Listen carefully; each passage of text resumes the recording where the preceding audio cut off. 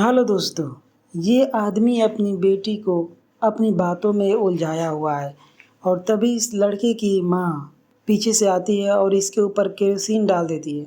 लड़की अचानक से घबरा जाती है, लेकिन तभी उसका पिता उसे माचिस से जला देता है। आखिर ये लोग ऐसा क्यों कर रहे हैं अपनी बेटी के साथ? चलिए जानते हैं। मूवी की शुरुआत में हमें दिखाया जाता है कि एक आदमी अपने काम से घर लौट रहा है, लेकिन तभी उसे लगता है कि उसका कोई पीछा कर रहा है। लेकिन जब वह पीछे घूमकर देखता है तो वहाँ पर कोई भी नहीं होता। वह ऐसे ही घबरा जाता है। वह जैसे ही चलने लगता है उसे फिर से लगता है कि कोई उसका पीछा कर रहा है, लेकिन जैसे ही वह पीछे घूमकर देखता है वहाँ कोई भी नहीं होता है। लेकिन अब वह काफी ज्यादा डर जाता है और फिर भागकर अंधियारी गलियों से अपने घर की ओर बढ़ने लग जाता है। लेकिन तभी वह देखता है कि गली में उसके सामने एक औरत खड़ी है। वह औरत उसकी ओर आगे बढ़ती है और उसे चाकू घोंप कर मार देती है। अब ऐसे ही हमें दिखाया जाता है कि शहर में काफी लोगों की अजीबोगरीब तरीके से मर्डर हो रहा है। पुलिस प्रशासन भी उस किलर को खोजने में लगी हुई है जो ये सब कर रहा है, लेकिन उन्हें भी अभी तक कोई भी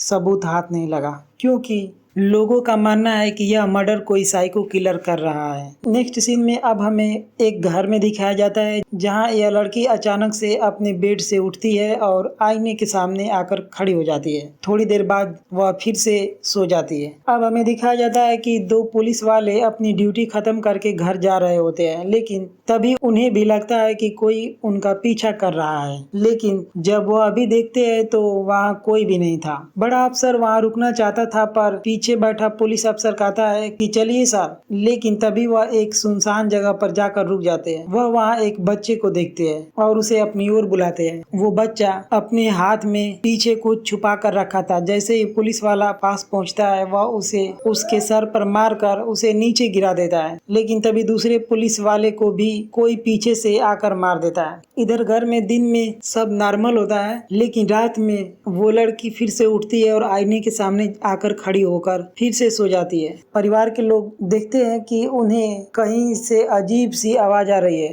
तभी उन्हें समझ में आता है कि आवाज सामने की अलमारी से आ रही है। जैसे ही वह अलमारी का दरवाजा खोल कर देखते हैं तो वहाँ उनकी बेटी सिकुड़ कर बैठी हुई थी। उन्हें कुछ भी समझ में नहीं आता कि आखिर इसे हुआ क्या। अगले दिन वह लड़की अपने बॉयफ्रेंड के साथ मौज मस्ती करने के लिए एक तालाब के पास जाती है। उसका बॉयफ्रेंड उसे तालाब के अंदर आने की जिद करता है। लड़की जैसे ही तालाब के अंदर जाती है काफी सारे हाथ उसकी ओर बढ़ने लग जाते हैं। मानो लग रहा था कि वह उसे अपनी ओर खींचना चाहते हैं, लेकिन चौंकाने वाली बात तो यह थी कि उसके बॉयफ्रेंड को वह सब दिखाई ही नहीं दे रहे थे। लड़की काफी ज्यादा डर जाती है और इधर उधर देखने लग जाती है। वह चिल्लाना चाहती थी पर उसके मुंह से आवाज ही नहीं निकल रही थी। अब लड़की की हर रोज रात में यही नौटंकी होती थी, लेकिन आज तो उसने गजब कर दिया, अपनी मुंडी ही घुमा डाली दूसरी तरफ। अब लड़की के पिता को धीरे धीरे लगने लग जाता है कि उसकी बेटी के साथ कुछ तो प्रॉब्लम है, इसलिए वह उसे लेकर डॉक्टर के पास आ जाता है। लेकिन ठरकी डॉक्टर का तो ध्यान नर्स की ओर होता है। डॉक्टर लड़की के पिता की बातों पर ज्यादा ध्यान नहीं देता। नर्स भी डॉक्टर को गंदे गंदे इशारे करके उसे बुलाना चाह रही थी। न जाने वो उससे क्या चाहती थी। लड़की और उसका पिता जैसे ही घर आ रहे होते हैं, एक साधु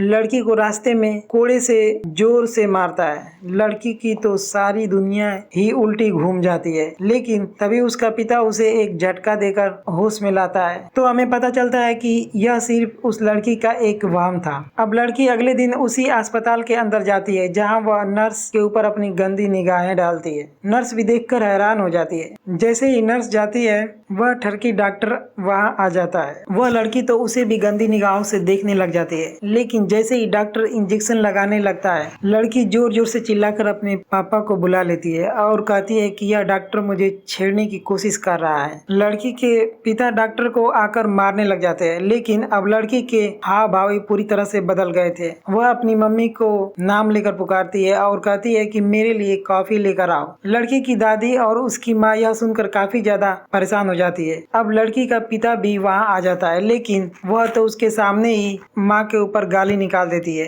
अब लड़की का पिता फिर से उसे होश में लाता है। लड़की जैसे ही होश में आती है वह कहती है कि मैंने क्या किया, आप सभी लोग मुझे ऐसे क्यों देख रहे हो। दोस्तों, इस लड़की को भी नहीं पता है कि उसके साथ क्या हो रहा है और उसके बारे में अभी उसे कुछ भी नहीं पता है। अब लड़की का पिता अपने दोस्त को आकर यह सारी प्रॉब्लम बताता है। उनका दोस्त भी उसे सोल्यूशन बता ही रहा होता है कि तभी लड़की वहाँ आ जाती है और कहती है कि बुड्ढे, मुझे सब पता है कि तू रोज रात में मुझे याद करके अपना हाथ में लेकर खूब मारता है। लड़की के पिता यह सब सुनकर हैरान हो जाते हैं। वह लड़की को रोकते भी है, लेकिन वह मानती नहीं है और उस बुड्ढे को मारने लग जाती है और उसे अजीब अजीब बातें ऐसे ही सुनाने लगती है। अब लड़की के पिता को कुछ भी समझ में नहीं आता और वह लड़की को लेकर एक तांत्रिक के पास आ जाता है, लेकिन यहाँ तो आते ही तांत्रिक लड़की को चप्पल से मारने लग जाता है। लड़की के पिता तांत्रिक को काफी समझाते हैं कि मेरी बेटी को मत मारो, लेकिन वह रुकने का नाम ही नहीं लेता। फिर वह तांत्रिक से लड़ झगड़ कर अपनी बेटी को वहाँ से लेकर चले जाते हैं। लेकिन अगले सीन में हमें दिखाया जाता है कि वह बूढ़ा अब शहर छोड़कर अपने गाँव में जाने लगता है, लेकिन तभी उसे अचानक से लगता है कि कोई उसे पीछे से आवाज लगा रहा है। लेकिन वह पीछे मुड़कर देखता है तो वहाँ कोई भी नहीं होता, लेकिन बुड्ढे को बार बार वही आवाज आ रही थी। इसीलिए वह घबराकर अपनी सीट से उठता है और ड्राइवर को बस रोकने के लिए कहा, लेकिन जैसे ही वह पीछे मुड़कर देखता है तो सारे के सारे पैसेंजर उसे अजीब सी निगाहों से देख रहे होते हैं और उसकी ओर धीरे धीरे बढ़ने लग जाते हैं। तभी एक छोटा सा लड़का आकर उसका गला दबा देता है। नेक्स्ट सीन में हमें दिखाया जाता है कि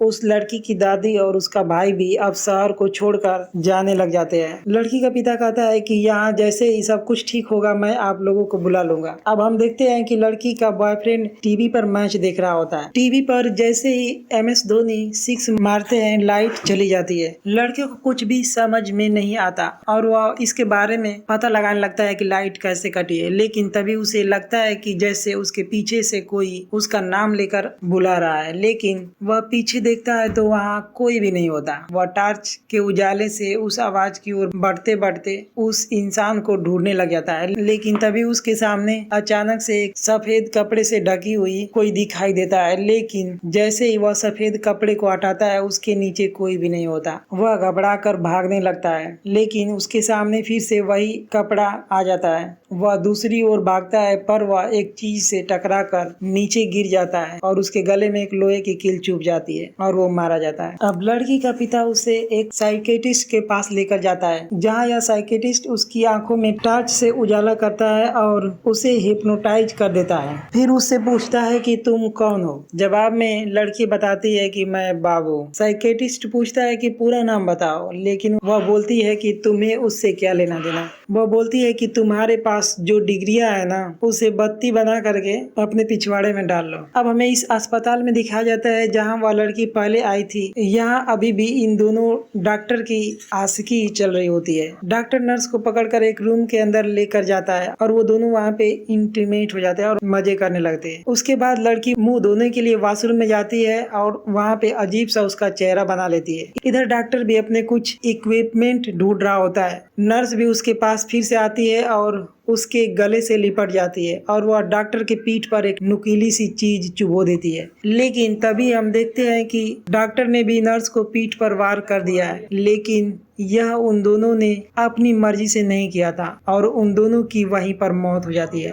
अगली सुबह टीवी पर न्यूज चलती है कि एक डॉक्टर और नर्स ने एक दूसरे को मार दिया। लड़की का पिता यह सुनकर काफी ज्यादा हैरान हो जाता है, लेकिन तभी लड़की बोलती है कि मैंने ही उन दोनों को मारा है। तभी लड़की का पिता पुलिस स्टेशन आता है और वह कहता है कि मैं जानता हूँ कि शहर में मर्डर कौन करवा रहा है, लेकिन पुलिस अफसर इसे पागल समझता है और इसे यहाँ से धक्का मारकर बाहर निकालने लगता है। लेकिन तभी वह कुछ ऐसा बोलता है जिससे पुलिस वाला सुनकर काफी शॉक हो जाता है, क्योंकि उसने कुछ ऐसी बातें बता दी थी जो पुलिस वाले ने अभी तक मीडिया को भी नहीं बताई थी। वह काफी ज्यादा शौक में होते हैं कि आखिर इसे यह सब कैसे पता चला।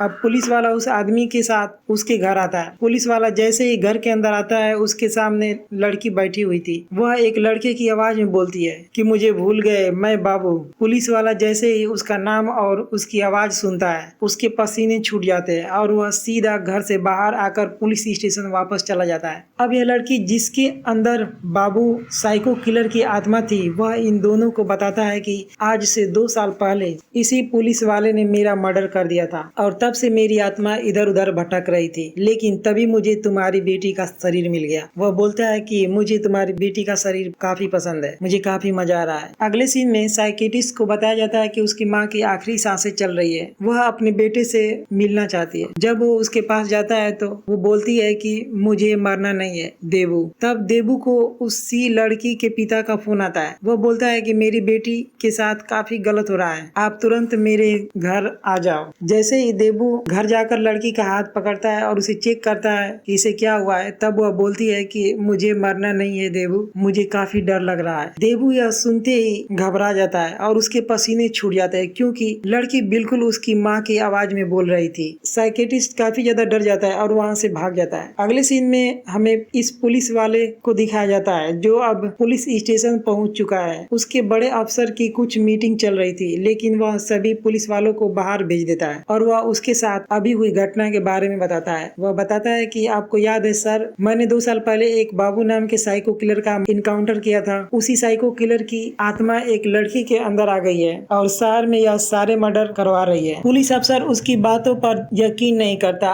और उसे लगता है कि काफी ज्यादा काम के प्रेशर की वजह से इसकी दिमागी हालत सही नहीं है। वह उसे अपने आप को किसी डॉक्टर को दिखाने के लिए कहता है। जैसे ही पुलिस वाला घर आता है, वहाँ उसकी बीवी उससे लड़ने लग जाती है, क्योंकि पुलिस वाले का किसी और औरत के साथ अफेयर चल रहा था। लेकिन पुलिस वाला तो उसकी बातों का जवाब न देकर उसके साथ अभी हुई घटना के बारे में ही बात करने लग जाता है। उसकी बीवी को लगता है कि उसका पति बात टालने की कोशिश कर रहा है। वह अपने पति के ऊपर काफी ज्यादा गुस्सा हो जाती है। अब पुलिस वाला भी काफी ज्यादा गुस्से में था और वह गुस्से में अपनी पत्नी का गला दबाकर उसे मार देता है, क्योंकि पुलिस वाले के अंदर अब बाबू की आत्मा आ चुकी थी। वह धीरे धीरे पीछे हटता है और अपनी पिस्तौल निकालकर उसे अपने माथे पर रखता है और ट्रिगर दबा देता है। नेक्स्ट सीन में हमें फिर से बड़े पुलिस अफसर को दिखाया जाता है जो उसी साइकियाट्रिस्ट के पास आया था। वह बताता है कि मेरा एक जूनियर पुलिस अफसर काफी अजीबोगरीब बातें कर रहा है। वह बोल रहा है कि उसने 2 साल पहले जिस साइको किलर का एनकाउंटर किया था, उसकी आत्मा एक लड़की के अंदर आ चुकी है। यह सुनते ही साइकियाट्रिस्ट का फिर से पसीने छूट जाते हैं, लेकिन तभी पुलिस वाले को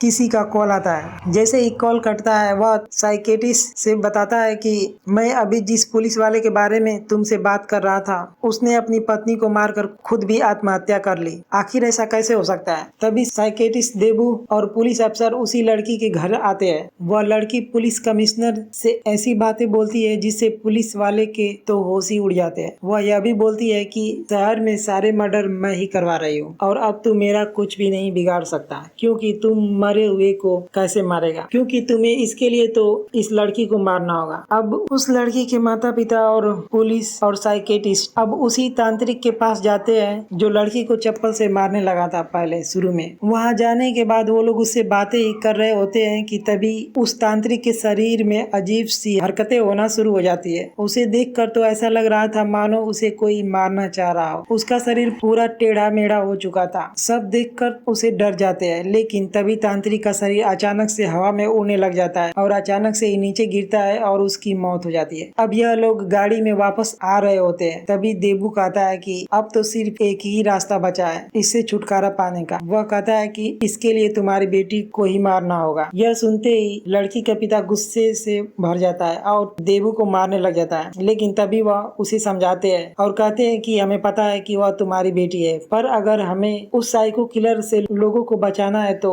हमें तुम्हारी बेटी को मारना ही होगा, वरना ना जाने कितने बेकसूर लोगों को उसके अंदर की आत्मा मार देगी और अब तुम्हारी बेटी का कोई भी फ्यूचर नहीं है, क्योंकि वह आत्मा उसे छोड़कर जाने वाली नहीं है। लड़की का पिता अपने दिल पर पत्थर रखकर अपनी बेटी को ही मारने के लिए तैयार हो जाता है। यह जैसे ही घर जाते हैं, लड़की के अंदर का भूत कहता है कि आ गए तुम अपना काम करके, मैंने देखा कि तुम उस तांत्रिक के पास गए थे, पर अफसोस कि मैंने तो उसे मार डाला। लेकिन लड़की की माँ अब कमरे में जा चुकी थी। इधर यह लड़की भी अपने पिता से कुछ बातें कर रही थी, मतलब कि इसके शरीर में जो आत्मा थी वह बातें कर रही होती है। उधर माँ पीछे एक पानी की बाल्टी को खाली करती है और उसमें केरोसिन डालने लग जाती है। जैसे ही केरोसिन से बाल्टी भर जाती है, वह आकर एक बार दरवाजे के पास खड़ी हो जाती है। अब सही मौके का फायदा उठाकर वह बाल्टी को लेकर आती है और लड़की के ऊपर उस केरोसिन को डाल देती है। लड़की कुछ भी समझ नहीं पाती। उससे पहले ही उसका पिता एक माचिस की तीली जलाता है और लड़की के ऊपर फेंक देता है और यह दोनों तुरंत भागकर घर से बाहर आ जाते हैं और दरवाजा बंद कर देते हैं। अंदर लड़की चिल्ला रही होती है, लेकिन तभी अचानक से लड़की चिल्लाने लग जाती है कि पापा मुझे बचाओ। ये लोग सोचते हैं कि उसमें उसकी बेटी बोल रही है। ये लोग उसे बचाने के लिए वापस से जाते हैं, लेकिन साइकेटिस्ट उसे पकड़ लेता है और कहता है कि तुम भूल गए क्या, वह आत्मा किसी की भी आवाज में बातें कर सकती है और वह सिर्फ तुम्हें बेवकूफ बना रही है। और इसी एक मैसेज के साथ यह मूवी खत्म हो जाती है।